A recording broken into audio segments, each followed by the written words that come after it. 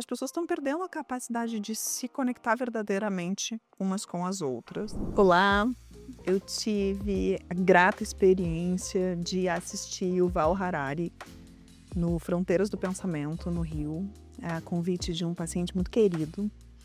E foi realmente um presente, com várias facetas, né? Porque o Yuval, ele tem uma característica que eu acho que é muito dele, que ele tem um tom um pouco catastrófico, né? Isso aparece nos livros dele, isso aparece na fala dele, mas eu vejo que isso é algo que o define muito bem, porque ele provoca na gente uma perturbação, um incômodo. E quando a gente se incomoda com alguma coisa, a gente vai refletir sobre isso, vai, né, olhar para como que aquilo bate na nossa vida, etc, etc. Ele começa falando sobre o fato de que as pessoas estão perdendo a capacidade de conversar.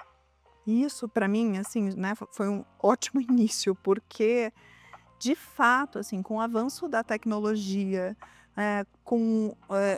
o tempo todo a gente preso num celular, num computador, né, numa informação de um gadget, de um wearable, a gente tem tanta informação que a gente está deixando essas tecnologias ficarem no meio do caminho entre a gente e o outro.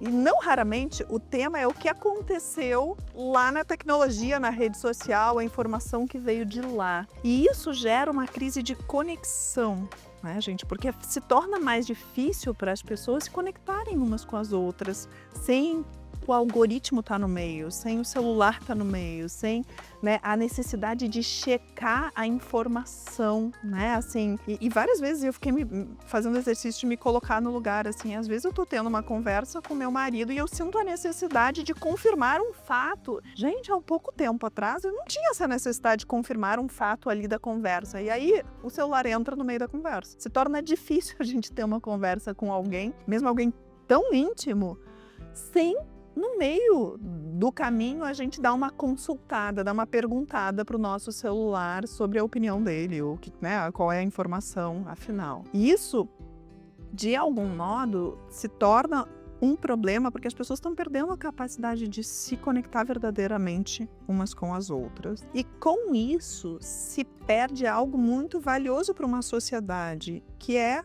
a confiança nas pessoas. A gente só vai confiar no que a gente conhece, certo? No que a gente, né, tem clareza, no que a gente tem intimidade, e isso vale, né, para pessoas, para processos, para equipamentos, assim. Então, quando a gente não tem tempo e espaço suficiente para construir essa conexão e essa confiança, acaba que a gente está confiando mais no que o algoritmo diz ou na informação ali do GPT do que no que as pessoas nos dizem. E isso bateu, assim, porque eu vejo esse comportamento nas pessoas. As pessoas questionam as grandes mídias, aquela informação do jornal, tá enviesada, tem um viés que tá polarizado. Isso, né, acontece de pessoa para pessoa, assim, as pessoas não confiam mais no que os outros fazem ou dizem, né? E isso é muito ruim do ponto de vista emocional, porque a gente está sempre inseguro. A gente está sempre no fio da navalha, né? E isso é culpa, né, das tecnologias, isso é culpa... Não, né, não é culpa de um ou de outro. Isso é um fenômeno que eu acho que está acontecendo e que a gente precisa resgatar. Resgatar a confiança nas relações humanas. Porque isso é o mais importante e é o que a IA não vai conseguir fazer um dia, tá, gente? A outra reflexão que ele trouxe e que eu fiquei ali me debatendo, né? Porque na verdade o que eu queria era mesmo era fazer milhões de perguntas para ele, né? Conversar durante 3 horas, porque é uma pessoa muito interessante, que a gente aprende muito. E aí ele trouxe algo assim, falando muito, né? A tônica, eu acho que a gente tem visto muito essa discussão sobre o avanço das inteligências artificiais, né? A corrida, né, da IA generativa, quando isso vai acontecer, vai ser 5, vai ser 10. E eu acho que a gente precisa falar mesmo disso, tá?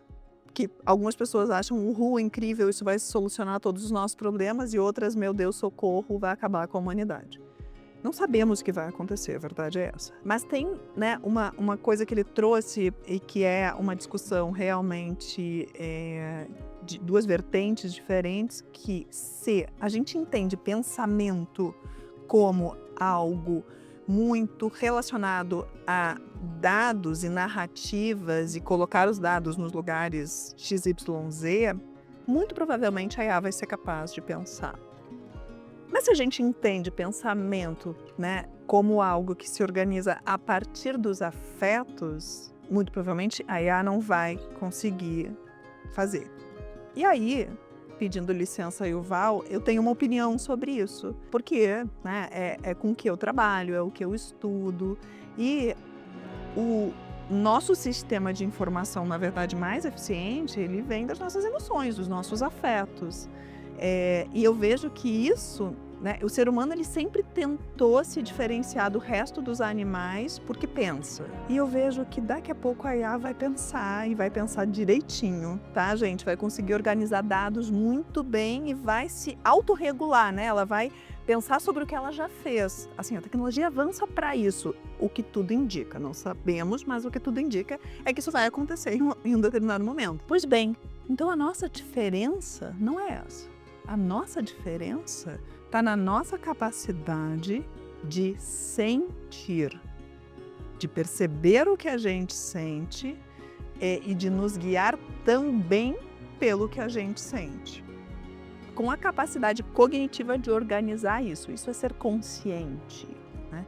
E aí eu fiquei, né, refletindo e depois, né, conversando com meu marido e eu fiquei pensando assim, gente, parece que a gente está indo para frente, né? Mas a sensação que eu tenho é que a gente está voltando para as nossas origens, né? Para um sistema mais orgânico, que é o que é mais natural nosso, porque nós somos animais, nós somos feitos de matéria orgânica e vamos virar em algum momento, né, matéria orgânica mesmo, adubo, e a gente, de algum modo, ainda não entendeu ou está respeitando isso, tá? E uma reflexão que ele trouxe, que eu concordo muito, que tem tudo a ver com o que eu falo em relação à alta performance, em relação ao quanto as pessoas têm dificuldade de respeitar o descanso, né? Ação e pausa e organizar isso bem, que as tecnologias, elas são imparáveis, elas funcionam 24 horas por dia, certo? Elas não precisam parar para descansar, muito embora precisem de manutenção, de resfriamento, de todos esses processos que já é alguma manutenção, né? Mas pensando em ciclos, são outros ciclos. Nós somos cíclicos. Nós precisamos do dia, da noite, do outono, da primavera, do dormir, do levantar, do acordar. Só que existe uma pressão de algum modo. Isso a gente vê o tempo todo nos desabafos do Conta pra Aline, dentro do consultório. Quanto as pessoas, elas acham que elas têm que funcionar o tempo todo. E é difícil para elas parar. Sair da esteira, que não para nunca, por medo de ficar para trás. E de algum modo tá dando um tilt aí, que as pessoas estão querendo funcionar como máquinas, que significa não respeitar os próprios ciclos naturais, e estamos humanizando as tecnologias, porque o robô que a gente engaja é o robô que tem cara de cachorrinho, que parece uma pessoinha. Por quê? Porque, né, é isso que nos faz sentir próximos. A gente dá apelido para o chat GPT. Tem gente se relacionando amorosamente com uma IA. Só que a IA, ela só vai mimetizar o sentimento. Ela não é capaz de sentir de fato. Ela não vai olhar no olho, ela não vai tocar na pele, né? E a gente vai continuar precisando disso. Então, eu acho, né, e o que me fez refletir muito com as provocações dele, e o Val é muito provocativo, ele explode a nossa cabeça, porque por esse tom dele, que é um pouco catastrófico, ele nos faz automaticamente pensar em recursos, né? Como que a gente, né, desvia dessa loucura que pode acontecer e que a ideia de que pode dar tudo muito errado, né? Porque sempre pode dar tudo muito errado, né, gente? Então, assim, ele não tá sendo um cara super pessimista, ele tá trazendo dados que a gente precisa refletir sobre como a gente se organiza para não perder o nosso eixo, a nossa estrutura. E como isso tem a ver com saúde mental no final das contas, né? No final da palestra, e essa foi uma palestra mediada, na verdade foi um papo mediado pelo Luciano Huck. E ele perguntou sobre a função da meditação na vida dele. E ele é uma pessoa que medita há mais de 25 anos, né? E ele trouxe uma frase que eu achei incrível, assim, e que tem tudo a ver com o que eu acredito, com o que eu venho falando, da importância das pessoas se aproximarem delas mesmas. E para ele, a meditação é um contato com a realidade. O que é mais real do que o meu corpo respirando? Num mundo que a gente não sabe mais o que é real. A gente não sabe mesmo, né? A gente não sabe se a gente tá vendo um vídeo, se aquilo é verdade, se não é, se a informação é real ou não é. Então, ele traz uma reflexão de que o lugar seguro está dentro da gente. E que quando ele medita e ele para e observa o seu próprio corpo respirando, ele encontra, né, essa realidade. E eu acho que esse é um convite muito importante em tempos de incerteza e de mudanças muito rápidas que geram pra gente um desconforto muito grande. E aí vem medo, ao mesmo tempo vem uma ideia um pouco fantasiosa, talvez, de que as tecnologias vão resolver todos os problemas da humanidade e outras preocupações, assim, como que, né, como que a sociedade vai se manter, até que ponto as IAs vão ser independentes e o quanto a gente precisa pensar em mecanismos de regular essa independência, porque senão isso pode nos colocar em risco enquanto sociedade. Mas, assim, o que nos organiza é a nossa relação com a gente mesmo, tá? É a nossa relação com as nossas necessidades, é o nosso movimento de parar e nos observar e entender como a gente funciona. E isso pode se dar por meio da meditação, sim, é um ótimo recurso, mas assim não é o único, né, gente? Isso pode se dar, né, de formas diversas, a depender do que funciona para cada um.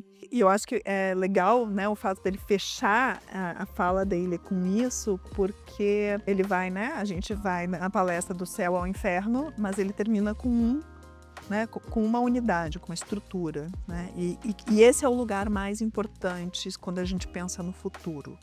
A gente, a nossa base, a nossa relação com a gente mesmo e a saúde mental está exatamente aí. Então, como é importante hoje mais do que nunca e no futuro ainda mais, a gente encontrar esse caminho de volta para a gente mesmo, para que a gente respeite os nossos ciclos, para que a gente entenda as nossas necessidades, para que a gente use mais dos nossos afetos. Porque, de verdade, talvez em muito pouco tempo, o resto a IA vai ser capaz de fazer. Vai ser capaz de fazer o livro, vai ser capaz de organizar os dados, vai ser capaz de fazer um monte de coisa que a gente vem se ocupando e a gente vai ter que encarar essa história de se conectar com o outro e com a gente mesmo. Então, a minha sugestão talvez já seja a hora de começar a fazer isso, né? De já entrar nessa intenção, nesse cuidado de se aproximar da gente, para que a gente então seja melhor com os outros, né? Seja melhor com a gente, melhor com os outros, porque isso sem dúvida vai ser muito importante no futuro.